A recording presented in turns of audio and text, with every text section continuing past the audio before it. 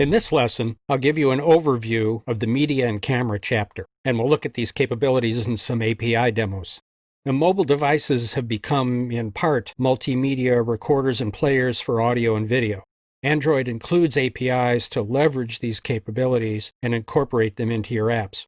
The primary page on the developer's website for media and camera capabilities is shown here, and there are also some pages focused on media playback, supported media formats, audio capture, JetPlayer. JetPlayer provides an interactive music capability that changes in real time based on events like user interaction and gameplay, and page on camera. In this chapter, we'll be focused on the code to use media and camera features. And let's start by looking at the API Demos worksheet. In the API Demos worksheet, there's a primary group for media in lines 151 through 153, and these cover audio and video playback. Now let's take a quick look at them. Click Media and find Audio FX. And the Audio FX demo plays an audio stream and gives you controls for changing the sound at certain frequencies using sliders. Media Player has options for playing audio and video from local and streaming sources. And on these other buttons, you would have to add in your own file to be able to use them. And the video view plays a video in a screen area here, and once again, you'd have to add in your own video clip to use it. And the camera demo is in the graphics primary group. We see it here on line 122. So if we go back, click on graphics, and click on camera preview, brings up a camera. You see a shot of my computer. In the camera lesson, we'll go through how to set up the emulator so that you can attach a camera. And when adding media and camera features like these to your apps, you may need to include permission specifications in your manifest depending on the specifics of what you're doing. For example, let's open the manifest of the API Demos app. And if you click on the Permissions tab, which we're in now, you see a number of permissions for different demos in the app. And in fact, the camera permission is down here at the bottom. And to learn more about the details of specific types of permissions you need for your app, look in the developer's website on the pages related to your app functions. For example, on the camera page, in the content summary on the right, you see manifest declarations. Click on that, it'll take you down to a spot in the page that'll explain how to do the permissions for different types of features. One more topic before we move on to code details. In addition to adding media and camera capabilities into your app code, you also have the option of using an implicit intent to activate media and camera apps on your users' devices. And this is an indirect way to leverage capabilities others have developed. Using this approach, you'd transfer control from your app to the media or camera app the user chooses based on what they have loaded on their device. So it's probably not going to work for you if you need to retain control of what's happening within your app. But it can be useful if you want to offer a media or a camera option that doesn't have to be tightly integrated into your app. To learn more about sending the user to another app, review this page on the developer's website and our lesson on intents. There's also information on the camera page. In the summary to the right, click on Using Existing Camera Apps, and there's information on the intents that you would use to do that. That's our overview lesson on the Media and Camera chapter. Now let's get into the code in the next lesson. In this lesson, you'll learn how to use Android media playback capabilities. The Android Multimedia Framework includes support for playing a variety of common media types so that you can integrate audio, video, and images into your applications. You can play audio or video from media files stored in your application's resources, raw resources, from standalone files in the file system, or from a data stream arriving over a network connection, all using media player APIs. In this lesson, I'll be using the Audio FX demo on line 151 of our worksheet, and it has the Java file name Audio FX demo. So I'm going to fire it up in the emulator. We'll click on Media, And when I start Audio FX, the music is going to start. And I'm going to demonstrate the sliders for changing frequency bands. And then I'll stop the playback because it's a little noisy.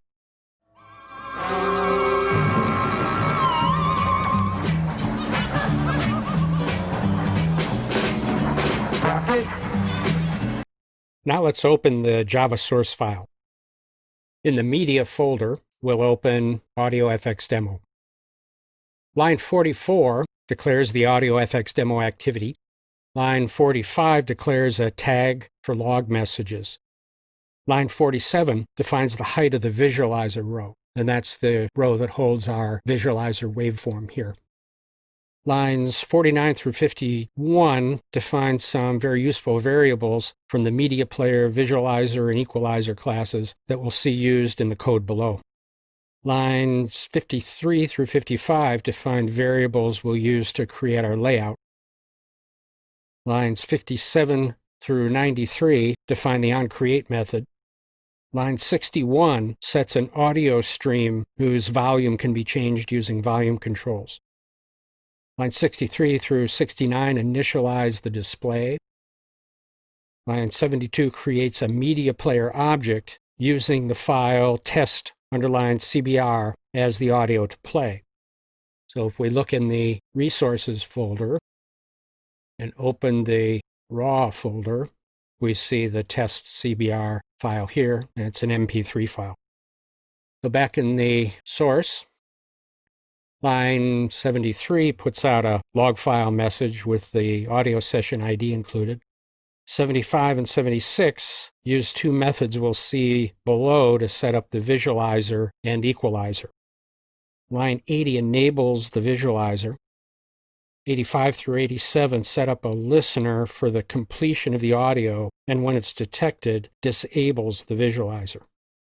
Line 91 starts the media player. 92 displays text indicating the audio is playing, that text here. Lines 95 through 161, it's a large method, defines the setup equalizer FX and UI method. 98 creates an equalizer object. 99 enables the equalizer. 101 through 103 display the equalizer text. Line 105 retrieves the number of equalizer bands. Lines 107 and 108 retrieve the minimum and maximum band levels. 110 sets up a loop to process each of the EQ bands. 111 sets a variable with the band number. Lines 113 through 119 display the frequency label for the band display. 121 and 122 create a new layout row for the frequency level display. 124 through 134 display the minimum and maximum dB levels. And let me expand this window so we get a better view. 136 through 143 display the seek bar for changing the EQ level. That's these bars here. 145 through 149 set up a listener that's activated when the user moves the seek bar. 148 changes the EQ level in response to a change in the seek bar. 151 and 152 define methods that are invoked when the user starts and stops touching the seek bar. In this app, no action is taken. Changes are only made when the seek bar is moved. So we have empty methods. 155 through 159 add a row to the layout that includes the seek bar and minimum maximum levels. So it includes one of these rows.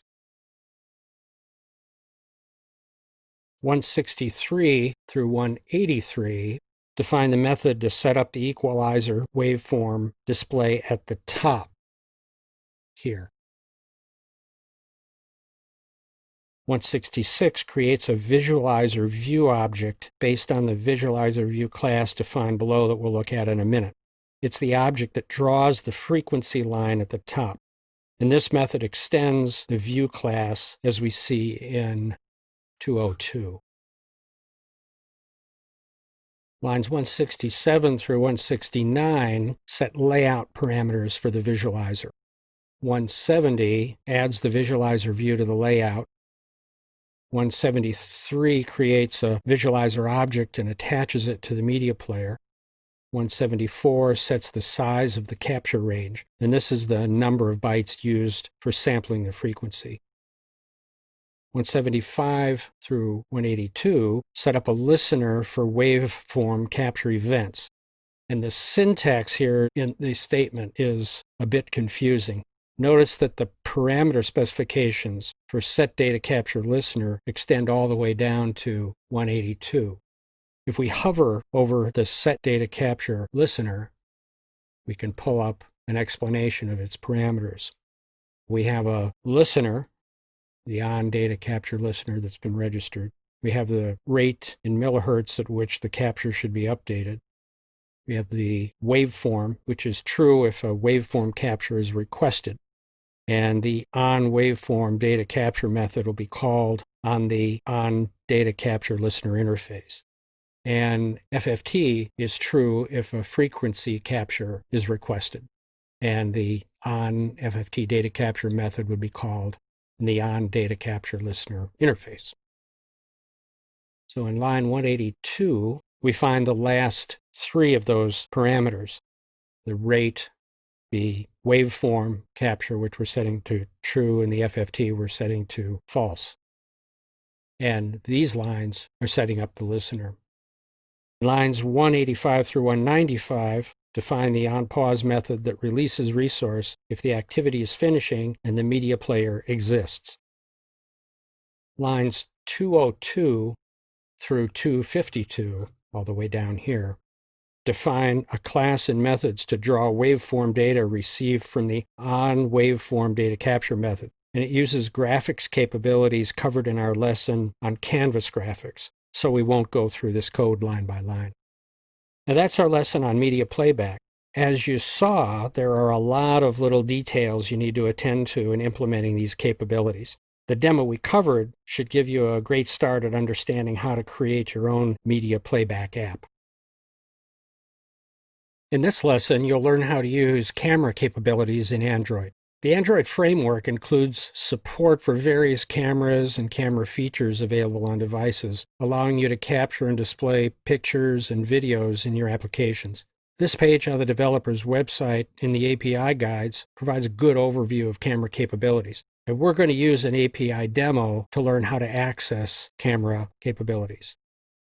In line 122 in our worksheet, we find a camera preview demo in the graphics group. Before starting it in the emulator, I'm going to show you how to include a camera capability in your emulator. In Eclipse, click on your AVD Manager button here. Select the emulator you want to use. Click Edit. Then click on the Back Camera drop-down list. And if you have a webcam you can use, you can select that, as I have, webcam. Or you can click on Emulate it if you don't have a camera attached to your computer. And then click OK. So I have my emulator running. I'll go to the graphics group and click on Camera Preview. You see it's pulling up my Logitech webcam controller. I'm just going to minimize that. And you see a shot of my computer. Now, when I run this on my phone, the image fills the entire screen. On the emulator, I'm getting a gap here at the top and at the bottom. No harm done. Not sure why it's happening. Let's not worry about it. So now let's open the demo in Eclipse. In the graphics folder, we'll open Camera Preview. So let's go through it. Line 46 declares our main activity, Camera Preview. Line 47 declares a preview variable, mPreview. Preview is a class defined below in this app. It's a wrapper around a camera and a surface view that renders a centered preview of the camera to the surface. And we'll look at this in detail later in the lesson. 48 declares a camera variable, mCamera. And this class gives us access to the methods needed to interact with the camera. Lines 49 through 53 declare some variables we'll be using below. Lines 55 through 79 define the onCreate method in which we'll be doing some initializing. 60 and 61, they're telling the system not to include a title in the display window and to use the full screen mode, hiding all of the screen decorations such as a status bar. 65 creates a camera preview object. 66 places the camera preview in our screen display. 69 retrieves the number of cameras on the device. Lines 72 through 77 retrieve the ID of the default back-facing camera. Lines 81 through 89 define the on-resume method. 86 opens the camera. 87 sets the camera currently locked to the default camera ID. Line 88 invokes the set camera method of the preview class below that we'll look at in a moment. Lines 91 through 102 define the on-pause method where we release the camera because it's a shared resource. We don't want to tie it up and prevent other apps from using it when our app isn't running. Lines 104 through 151 handle menus for the app. This kind of code is addressed in the menus lesson in this course, so we won't go through this code line by line. Lines 161 through 311, it's a large section of code we'll be going through, define the preview view group class and methods that we used above. It's a wrapper around a camera and a surface view that renders a centered preview of the camera to the surface. And most of the preview class code relates to user interface topics, so we won't go through it all line by line, but I will point out aspects pertinent to the use of the camera. Line 162 defines a tag for log messages. 164 through 168 defines some variables we'll be using. Lines 170 through 181 define the constructor method used when a new preview object is created. Lines 173 and 174 define a surface view, and this is a dedicated drawing surface embedded inside of a view hierarchy. Lines 178 through 180 define a surface holder, which is used to get notifications when the underlying surface is created and destroyed. Lines 183 through 189 define the set camera method that retrieves supported preview sizes. 191 through 203 define the switch camera method used to change use from one camera to another on the device. Lines 205 through 217 define the on-measure method that measures the view and its content to determine the width and height. 219 through 245 define the on-layout method that's called from layout when the view should assign a size and position to each of its children. 235 through 243 center the surface view within the parent view. Lines 247 through 257 define the surface created method, and it's called immediately after the surface is first created. 250 through 252 set the surface for a live preview. 259 through 264 stops the preview when the surface is going to be released. 267 through 298 calculates an optimal size for the preview. See, it returns the optimal size here. And 300 through 309 is our key method. It sets up the camera parameters and starts the preview. That's our lesson on camera, and I'm sure that you noticed in this lesson we dealt with a lot of details. And this is a very useful code pattern for dealing with elements necessary to build a camera capability into your app.